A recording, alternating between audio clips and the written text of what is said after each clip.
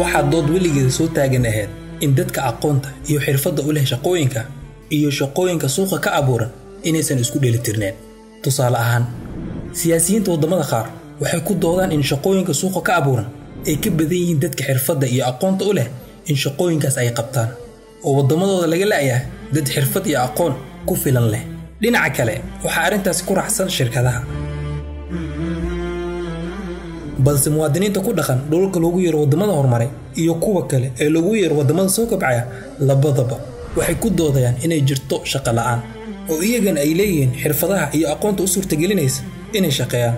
laakiin waxaa arrin marnaba laga muransan yahay ahaan in mid ka mid ah fikradaha ugu muhiimsan ganacsiga ay tahay isku dheelitirka waxa loo yaqaano supply ama af carabiga u yahay carad, sidoo kale af Soomaaliga loo yaqaano bandhiga ama helitaanka ama bixinta, iyo demandiga ama afka carabiga loo yaqaano asne dalab ama baahida. siyaabo badan ay isku saameeyaan supply-ga iyo demandiga oo u baahan sharaxaad dheer, laakiin haddaan soo koobno sida ugu fiican ee loo maareyn karo waa in la isku ekeysiiyo.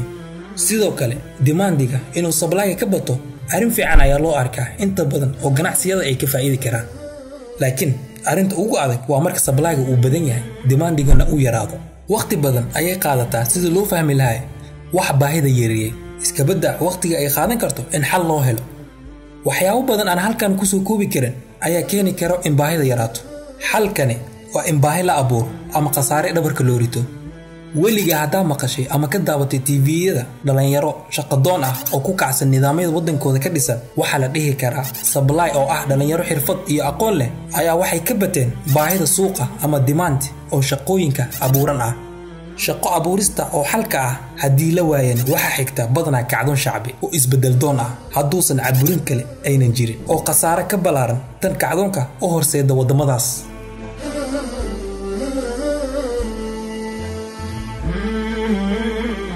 intaas aan horey u soo dhaanay kadib, lagama sameyn Soomaaliya cilmi baaris balaaran oo ku saabsan arrinta muhiimka ah ee xirfadaha iyo aqoonta ugu badan ay soo saaraan jaamacadaha ka jira Soomaaliya iyo baahida ugu badan suuqa ka jirta aqoonta iyo xirfadaha ay la xiriirto.